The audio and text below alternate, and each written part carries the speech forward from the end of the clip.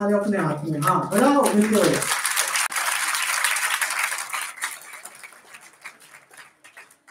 कवि सम्मेलन कभी इसलिए नहीं कराया जाता कि हमें कविताएं सुनानी है, आपको कविताएं सुननी है। कवि सम्मेलन सिर्फ इसलिए कराया जाता है कि आपके इंस्टीट्यूट में, आपकी सोसाइटी में आपका सम्मान बढ़ सके।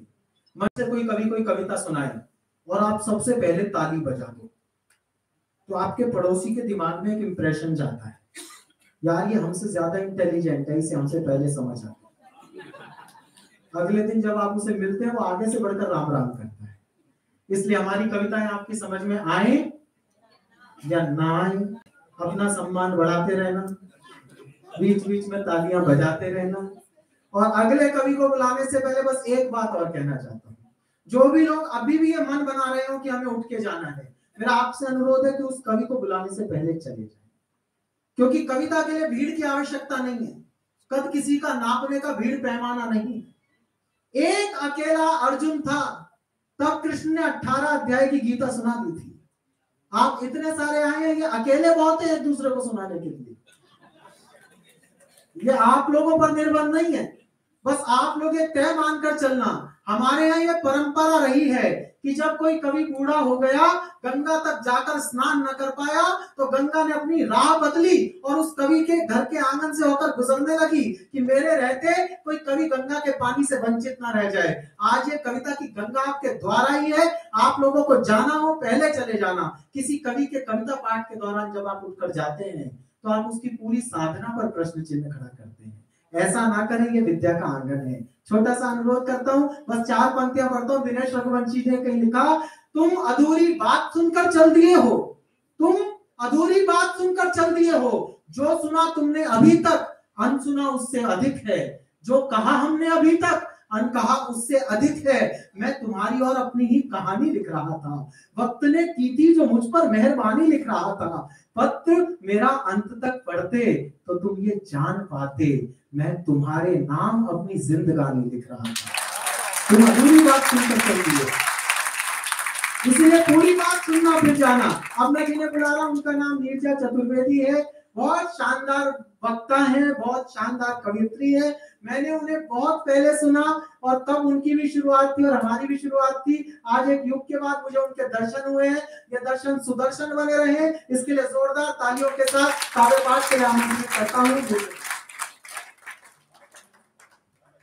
बहुत बहुत आभार चिराग जी, और आप सबका बहुत बहुत धन्यवाद। एक बार पुनः आपके बीच माँ सरस्वती के कृपा से तो वहीं से अपनी बात कहती हूँ कि जीवन को आसान बना दे, ऐसा दे वरदान हमें माँ। जीवन को आसान बना दे, ऐसा दे वरदान हमें माँ। आंसू को मुस्कान बना दे, ऐसा दे वरदान हमें माँ। भूख गरीबी और बेकारी दूर दूर तक नजर ना आए, भूख गरीबी और बेकारी दूर दूर तक नजर ना आए। हंसता हिंदुस्तान बना दे, ऐसा दे वरदान हमें माँ। हंसता हिंदुस्तान बना दे, ऐसा दे वरदान हमें माँ। और यहाँ मंच पर आदरणीय सुरेंद्र शर्मा जी, महेंद्र शर्मा जी और अन्य सभी कवि जो बैठे हैं, उन सब के लिए अपने मन में आभार व्यक्त करती हूँ। और यहाँ जो लोग बैठे हैं, अभी चिराग ने जो दर्शन हमें दिया, वहीं से बात शुरू करती हूँ कि कार्यक्रम जोड़ने का काम करता है तो क्या करना चाहिए कि छोड़ देनी चाहिए मन की गांठें। तब कहना चाहती हूँ कि मन की गांठें खोल कर तो देखो, मन की गांठें खोल कर तो देखो, अश्क पलकों पर तोल कर तो देखो। मन की गांठें खोल कर तो देखो, अश्क पलकों पर तोल कर तो देखो।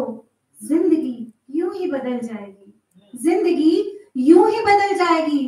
प्यार के दो बोल बोल कर तो देखो, प्यार के दो बोल कर तो देखो। तो प्यार के ऐसे बहुत सारे बोल जो बोलते हैं आदरणीय प्रताप सिंह फौजदार जी, जो हमारे बीच आ गए हैं, आप सभी देख ही रहे हैं। और सबसे पहले उन्हीं का अभिनंदन कर देते हैं तालियों से।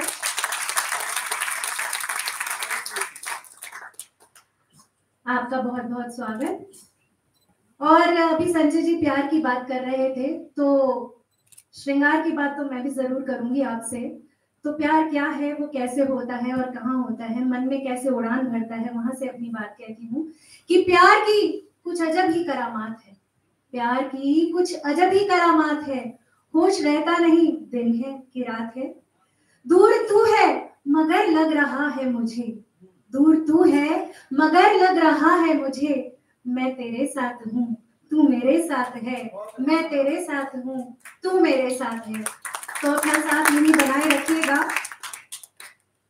और जब साथ बैठे ही हैं तो कुछ चीजें छोड़ देनी चाहिए। क्या छोड़ना चाहिए वो बताती हूँ कि मन में कोई खटास मत रखना, दूरियां आसपास मत रखना। मन में कोई खटास मत रखना, दूरियां आसपास मत रखना। मैं हूं ना तेरा गम भुलाने के लिए, मैं हूं ना तेरा गम भुलाने के लिए। खुद को तू कभी उदास मत रखना, खुद को तू कभी उदास मत रखना। और मुझे लगता है इस आयोजन का यही उद्देश्य होगा कि जिंदगी खिलखिलाए मुस्कुराए। तब आपसे निवेदन करती हूँ, सुनिएगा। जिंदगी है एक उत्सव झूम जाने के लिए है। मेरा सवाल है आपके लिए, जिंदगी है एक उत्सव झूम जाने के लिए है, तुम अगर कुछ साथ दो तो गुनगुनाने के लिए है, तुम अगर कुछ साथ दो तो गुनगुनाने के लिए है। और इतनी कम तालियों में साथ कैसे चलेगा, एक बार पुनः तालियां दे दीजिए। धन्यवाद।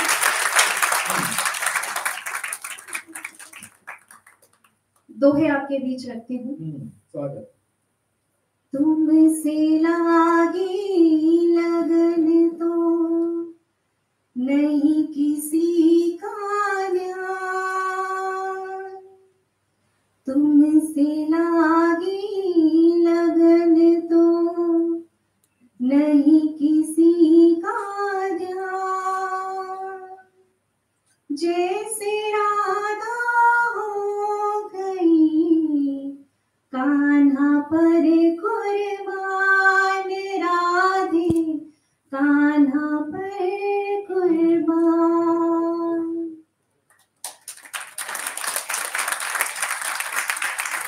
और यहाँ भारत की बेटी आपके बीच, अपने पिता की बेटी, अपने मित्रों, अपने गुरुजनों के बीच आई है, तो बेटी के लिए किस तरह से रास्ता बनाया है, तब एक बेटी धन्यवाद करती है और कहती है, बेटी पढ़ने चल पड़ी लेकर ये विश्वास, बेटी पढ़ने चल पड़ी लेकर ये विश्वास, भर लेगी एक दिन मुट्ठी में आकाश,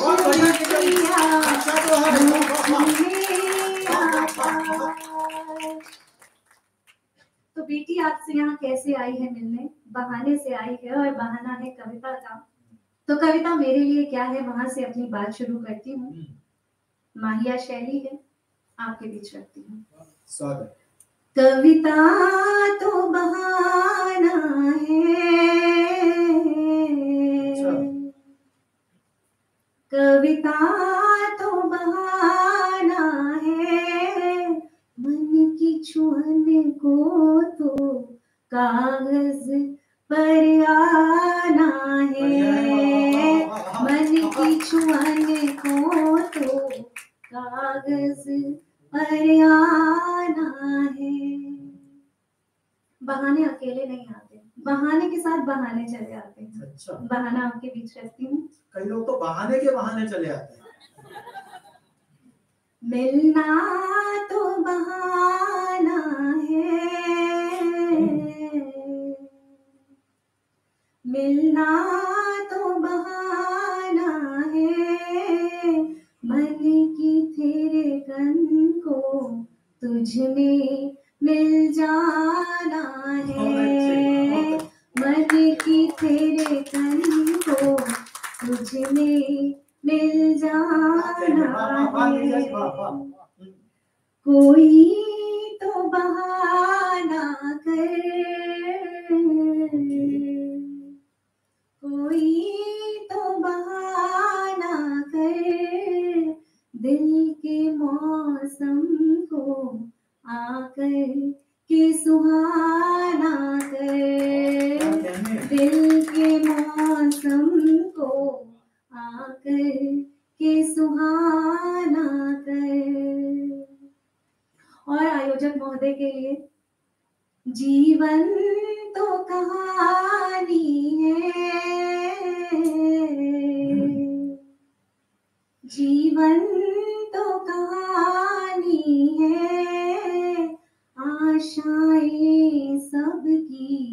रखनी है, निभानी है। बहुत अच्छे। आशाएं सबकी रखनी है, निभानी है।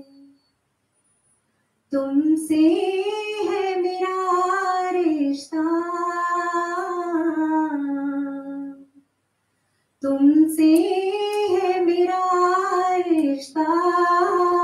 राधा बनी हूँ मैं, कान्हा तुझ में दिखता। बहुत अच्छे। राधा बनी हूँ मैं, कान्हा तुझ में दिखता। तुमसे है मेरा रिश्ता, तुमसे है मेरा रिश्ता। है तो पल भर का, चाहो तो मर भर का। है तो पल भर का, चाहो तो मर भर का। और भारत में बेटियां बड़ी लाडली होती हैं। कैसी होती हैं मैं बताती हूँ। बेटी तो खजाना है, बेटी तो खजाना है। जीवन इनसे है, इनसे ही जमाना है। जीवन इनसे है, इनसे ही जमाना है। बहुत बहुत आभार।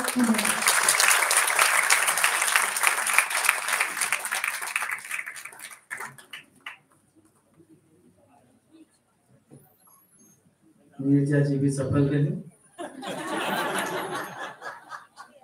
मुझे लगा था कि आप लोगों ने मेरी बात मान ली, लेकिन ठीक ठाक चल रहा है।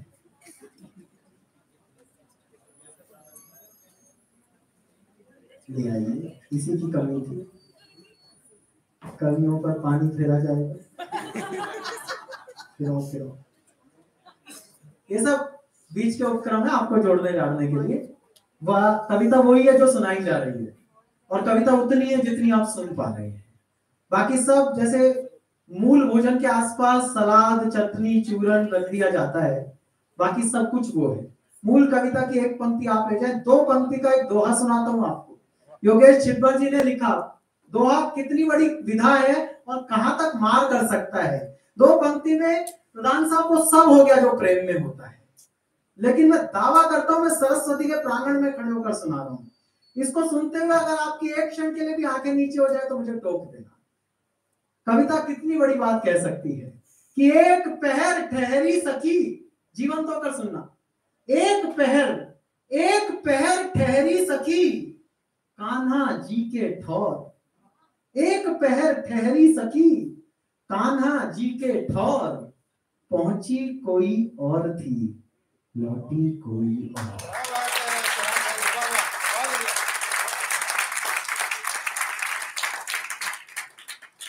बहुत ज्यादा दिमाग लगाने की जरूरत नहीं है, बहुत साधारण तरीके से बात हो जाती है। बता रही थी बेटियां बड़ी प्यारी होती हैं, बेटियां बड़ी ऐसी होती हैं। हमें तो कई बार अपने अस्तित्व पर खतरा लगने लगता है कि हम हैं क्यों, क्योंकि जो कुछ होती है वो तो बेटियां ही होती हैं।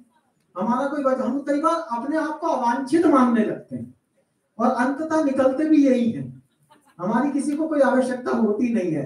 3 पंक्ति की एक कविता आपके बीच पढ़ता हूं अगले कवि को बुलाने से पहले। केवल 3 पंक्ति की कविता।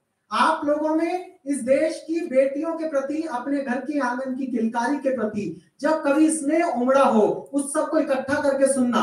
3 पंक्ति में बड़ी समस्याओं का समाधान देता हूं कि मेरे पिता ने बचपन में मुझे कभी गुड़िया से नहीं खेलने दिया। द्विवेदी जी, मेरे पिता ने बचपन में मुझे कभी गुड़िया से नहीं खेलने दिया, ताकि मैं सीख सकूं कि लड़कियां खेलने की चीज नहीं है।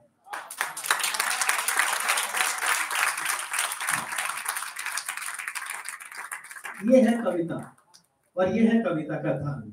अब मैं जिन्हें बुला रहा हूं उनको, यद्यपि वो बहुत वरिष्ठ कवि हैं और उनका क्रम बहुत बाद में आता है, लेकिन प्रकृति ने जैसी उनकी काया कर दी है, तो मुझे गारंटी नहीं है कि इस कार्यक्रम में उनका क्रम आने तक वो शेष रहेंगे। इसलिए इससे पहले कि आयोजकों द्वारा प्रदान की गई जो भी पेमेंट है वो उनकी व्यर्थ हो जाए, मैं चाहता हूं कि उन्हें यहाँ बुला लिया जाए। महेंद्र शर्मा जी ठहाकों के कवि हैं।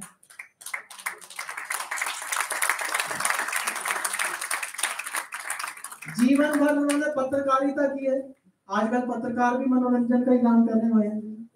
तो जीवन भर पत्रकारिता की है।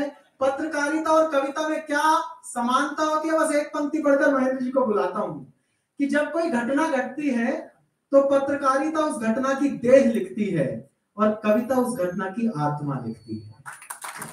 तो जिन्होंने देह भी लिखी और आत्मा भी लिखी, ठहाकों के एक लाजवाब कवि को जोरदार तालियों के साथ अपने बीच आवाज दे महेंद्र शर्मा।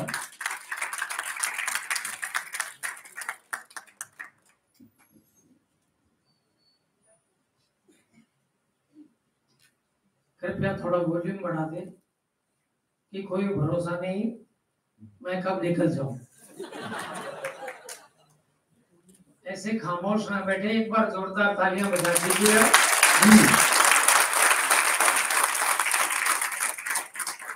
परम आदरणीय सुरेंद्र शर्मा जी बैठे हुए हैं, उनकी कृपा दृष्टि मेरे पर इतनी रही, मेरे ऊपर दिख रही है।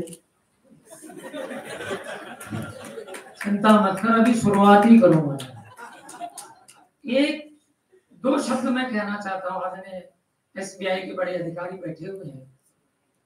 एक अवसर हमें मिला जिसमें हम कविता पाठ के लिए 3 कवि थे, जिसमें कारगिल, द्रास, श्रीनगर, जम्मू, उधमपुर। कविता की शक्ति बताना चाहता हूँ।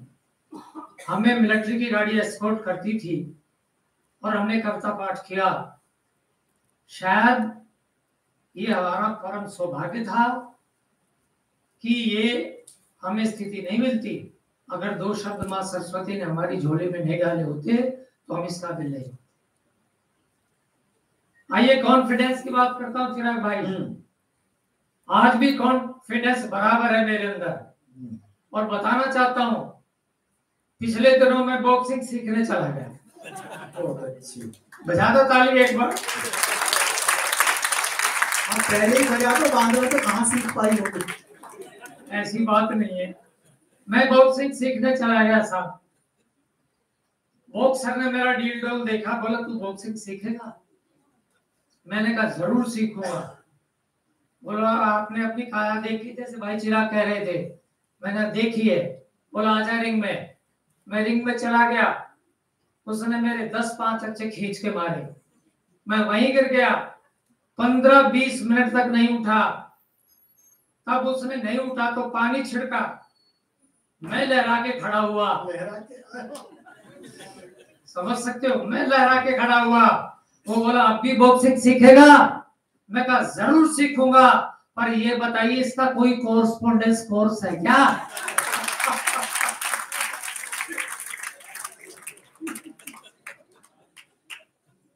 मेरे साथ दांत में कीड़ा लग गया। अब डॉक्टर की जाना पड़ता है, इस उम्र में बीमार हो तो। मैं डेंटिस्ट के पास चला गया। मैं कहा जी मेरे दांत में कीड़ा लग गया। बोला मैं नुस्खा बताऊंगा। मैंने कहा नुस्खा नहीं, तू दवाई दे भैया। बोला नहीं नुस्खा बताऊंगा। मैंने कहा बताओ। वो बोला 3 दिन चाय के साथ बिस्कुट खाना, चौथे दिन खाली चाय पीना, कीड़ा बाहर आ जाएगा। मैंने ऐसा ही किया, 3 दिन चाय के साथ बिस्किट खाए, चौथे दिन खाली चाय पी। जैसे ही खाली चाय पी कीड़ा बाहर आ गया। बोला आज बिस्किट नहीं है क्या? मैं ये कह सकता हूँ बिस्किट यहाँ भी नहीं आए। और अजीब अजीब घटनाएं होती है कवि सम्मेलन। अब मरीज डॉक्टर के पीछे भागता है, डॉक्टर मरीज के पीछे नहीं भागता।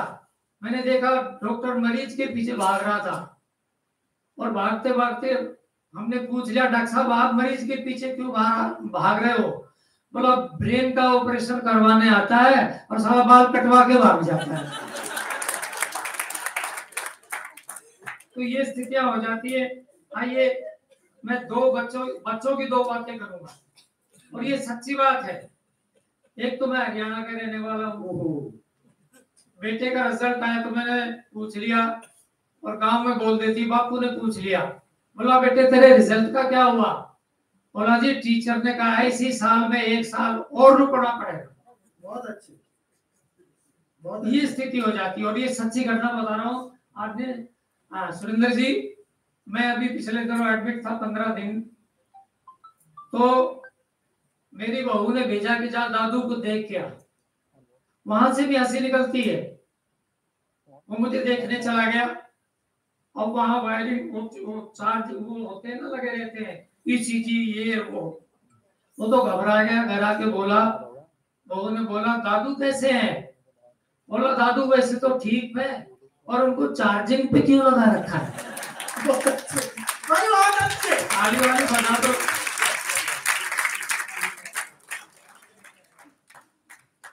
अब रही बात बच्चों की बात हुई, बच्चों की माँ की भी बात कर लो। हाँ, वो जरूरी है। वो चिराग जी मेरे घर पे चले गए तो उस दिन मुझे गुस्सा आ गया था। तो मैंने पत्नी के 2 4 6 8 मार दिए। 2 4 6 8। तो चिराग बोले ये क्या मतलब 2 4 6 8 मार दिए? मैंने कहा बीच पे गए तो वही मार रही थी। बहुत अच्छे। मैं कहना चाहता हूँ कि हम कवियों को भले ने कुछ बता दो, बजा दो। ये हौसला ही तो है हमारा। अब ये गणेश चतुर्थी आ रही है अभी, और आपने देखा होगा पिछले कई साल पहले शनि मंदिर में महिलाओं को प्रवेश मिल गया और पत्नी हमारी हरियाणा की बहुत चोरी हो गई। वो बोली देख लो जी, अब तो महिलाओं को शनि मंदिर में प्रवेश मिल गया। मैंने कहा शनिदेव भी जानेंगे 7.5 किसे कहते हैं।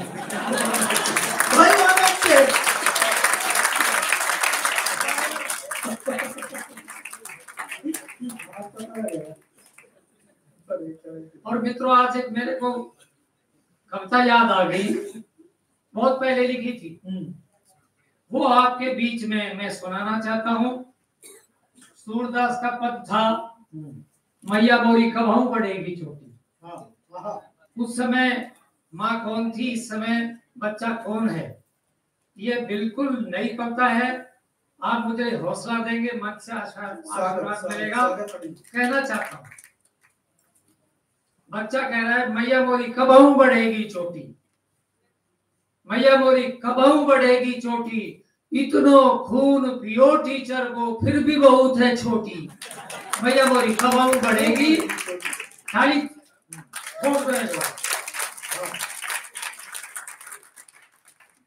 कह रहा है बच्चा अपनी माँ को कि मेरो दोस्त पढ़े दिन राती नंबर गोल ही लायो, मेरो दोस्त पढ़ो दिन राती नंबर गोल ही लायो, और तेरो लाल जकल कर मैया फर्स्ट डिवीजन।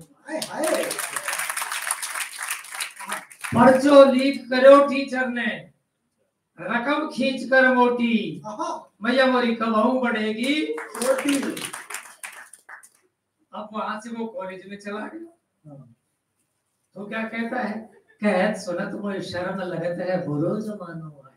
बुरो अपनी माँ को सिखाया, कहत सुनत मोय शर्म लगत है बुरो जमानो आयो, और कहत सुनत मोय शर्म लगत है बुरो जमानो आयो, और कॉलेज की छोरी ने मैया चुम्मा चुम्मा गायो। बोली मेरे डैड से मिलके फिट करवा ले गोटी, मैया वही कबहू बढ़ेगी छोटी। अब जब ऐसे चलेगा तो कहाँ जाएगा कि खुल गए मेरो भाग्य पुलिस में भर्ती मोए करा। मैं यहाँ की पुलिस की बात नहीं कर रहा, खुल गए मेरो भाग्य पुलिस में भर्ती मोए करायो, खुल गए मेरो भाग्य पुलिस में भर्ती मोए करायो, और नौचन की बारिश लगी होने डंडो जिधर घुमायो।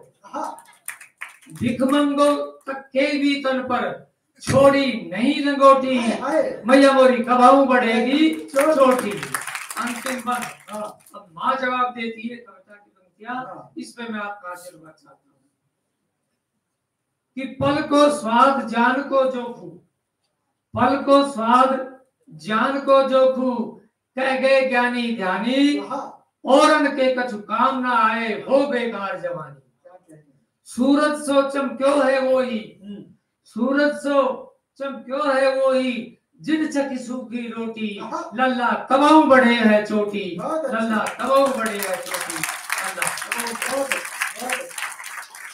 और मित्रों एक तो कविता और सुनाना चाहता हूँ, बस समय बहुत ले लिया आपका। हाँ, मेरे पास भी इतना ही है।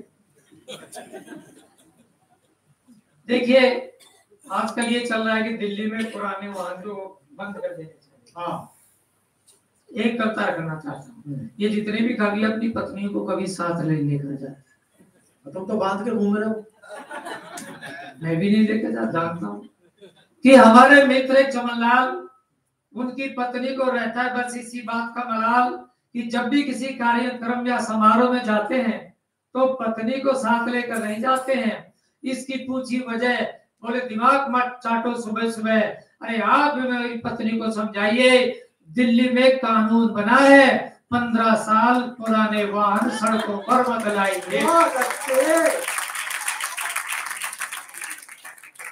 लेकिन मित्रों हम बात बात में पत्नी का मजाक उड़ा लेते हैं, लेकिन ऐसा नहीं है। हमें माँ और पत्नी को बहुत प्यार करना चाहिए, क्योंकि एक हमें इस दुनिया में लाती है और दूसरी अपनी दुनिया छोड़कर हमारे पास है। बहुत अच्छी बात पे ताली नहीं हो जाएगी।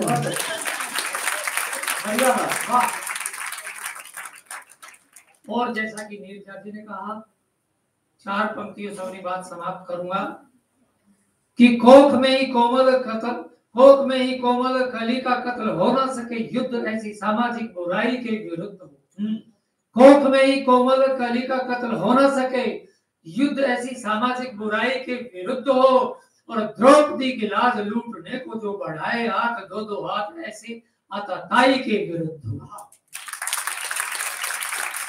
जनता की जेब का ठाठ में उड़ाई जाए, जनता की जेब का ठाठ में उड़ाई जाए, जंग ऐसी लूट की कमाई के विरुद्ध हो, और राम पर लड़े कभी रहीम पर लड़े हम, काश ये लड़ाई महंगाई के विरुद्ध। बहुत अच्छे, काश ये लड़ाई महंगाई के बहुत आभार।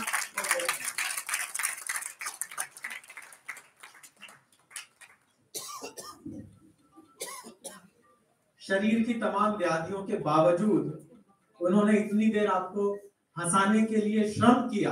एक बार पूरा सदन जोरदार तालियों से मैं शर्मा जी का देना चाहूंगा।